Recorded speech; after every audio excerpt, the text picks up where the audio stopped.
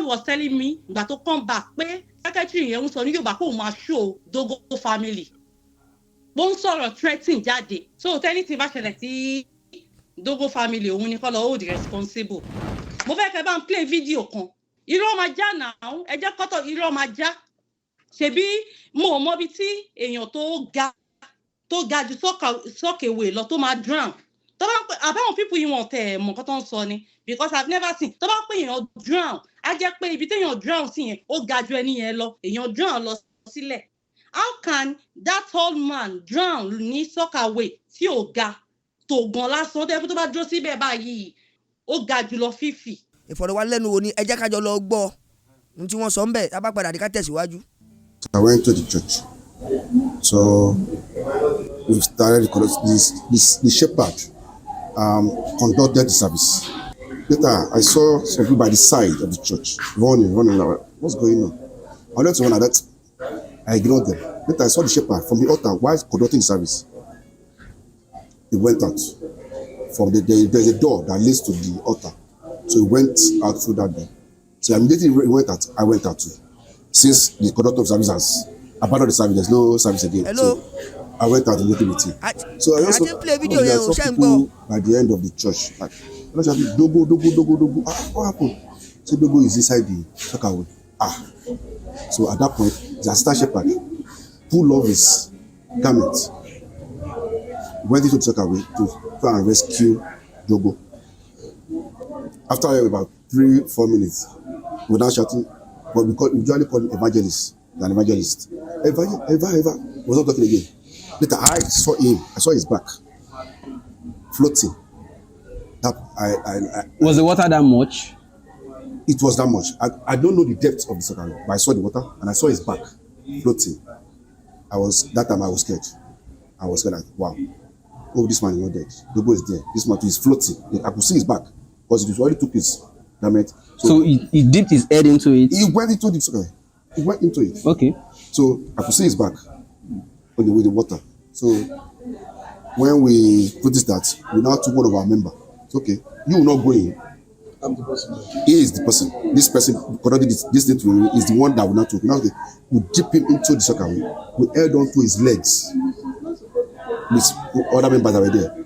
That he not dip his head inside the akowe so that he too will not go and get stuck just like the evangelist did. So we held on to him like, okay, we dip his hand with his hand, he went into the akowe. We held on to his leg. So he successfully pulled out the evangelist. Later on, he pulled out Dogo. So how were you able to get Dogo out eventually? Okay. I was like, my 2 legs were pulled. Are you getting me? Okay, they held your own legs outside. Give me my phone. So as of the time you located Dogo with your hand, was he far in? I think that point, maybe one of something. I touched something. You were touching something like this is maybe the issue of leg. You felt like it. So when I pull out the legs and the boots.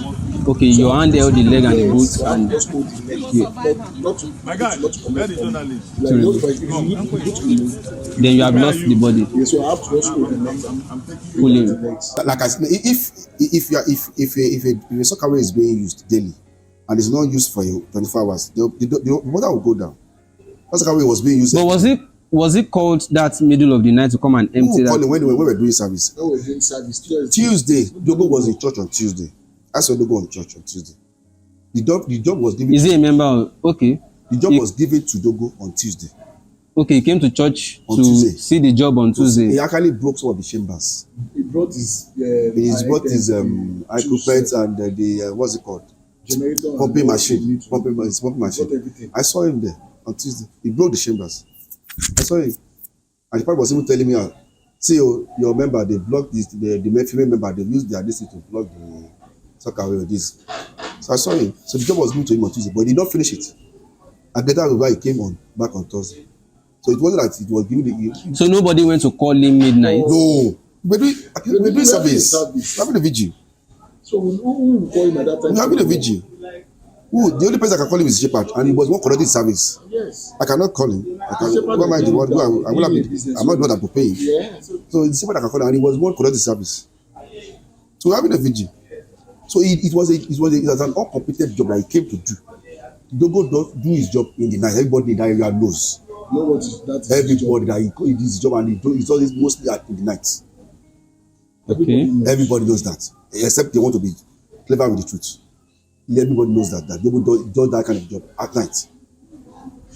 For me, sir, the truth is that I need that. Our shepherd said, they should go and call the doctor. That doctor. So I think the doctor that they said should go and call at that midnight, at that kind of 1 or 2 that came, that is the doctor that tell us, okay, took these 2 people to the hospital. Let's go and check them. It's the doctor. So I think that doctor is still a landlord. He's a landlord. So I think that doctor can say something. If I don't know the name, but it's the doctor that mentioned the name of Have you been to the church? Saying, if you have been to the church, after the church, there's an uncomfortable building upstairs. yes. Okay. After that, immediately after uncomfortable building, the next building is that doctor's house. Yes. That's his house. So I think that doctor will say something. Because he's there when at least we now have like how many people we can confirm. I've seen receipts of Safeway and other, and I've seen a transaction. tó ìfọ̀rọ̀wánilẹ́nuwò nìyẹn o. shepherd yẹn ló wọ àwọn ló wà ní autopsy àwọn secretary òun ló wọ rip jeans yẹn ẹni tó wọ rip jean yẹn secretary church yẹn nìyẹn ẹni tó wọ native nínú picture yẹn tó wọ bí native white yẹn shepherd yẹn gangan òun nìyẹn. so nǹkan tí mo sọ ẹni tó ní abẹ́ fídíò yẹn ni wípé because Paul was telling me ìgbà tó come back pé secretary yẹn ń sọ ní Yorùbá kó máa show Dogo family bó ń sọ̀rọ̀ threatening jáde. ìyẹn secretary tí a ṣàfihàn ẹnu fídíò yìí. bẹ́ẹ̀ni ọ̀pọ̀ ń threatening ló ń sọ ní Yorùbá. ó ń threatening wọn pé kí ló máa ṣe fún wọn.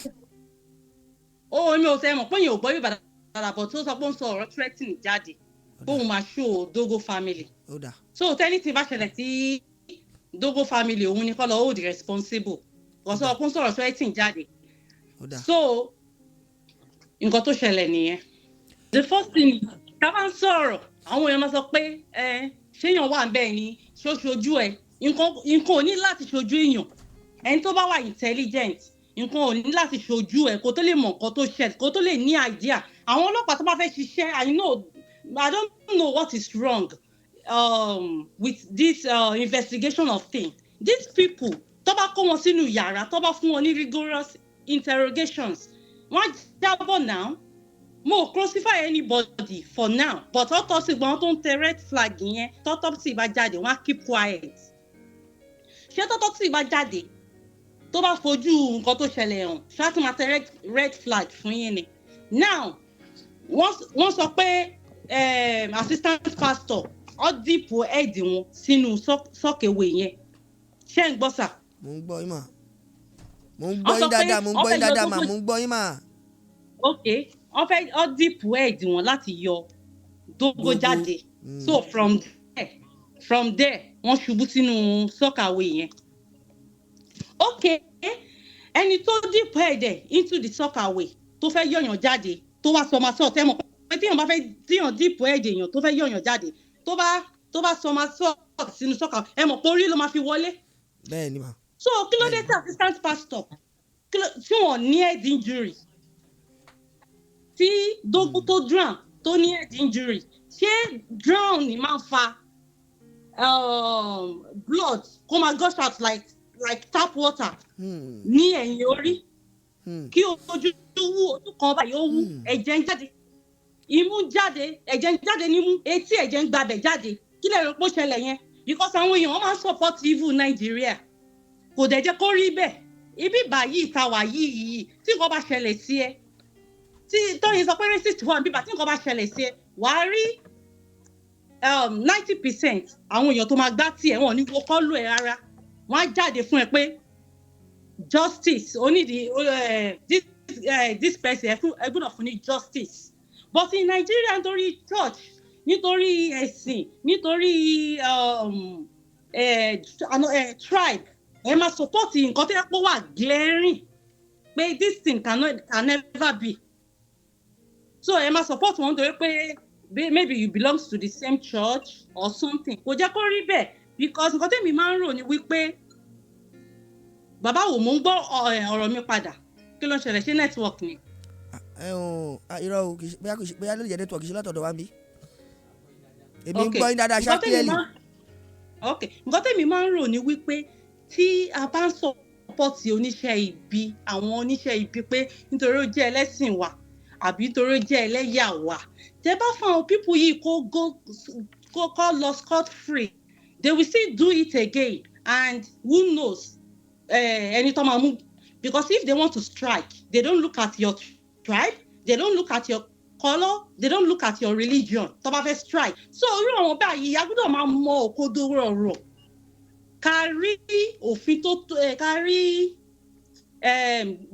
the truth of the matter ká máa gbèsè lẹ́yìn ẹnìkan pé kíníkan ìgbà wo irọ́ ni ọ̀tẹ̀ àwọn olómìnira sọ pé àwọn àbókí yẹn tó yẹn máa ń ṣe nìyẹn o alákòóbá ni wọ́n sọ pé alákòóbá ni dogo pé ta ló bẹ̀ ń ṣẹ́ tó wá kó gọ́tà lálẹ́ bọ̀bọ́ yìí kò ń kó gọ́tà lálẹ́ mo ṣì ń sọ mo tún sọ because òun ni Peter sọ fún yín yìí ó sọ pé 3 weeks before that time ló bá wọn kó gọ́tà yẹn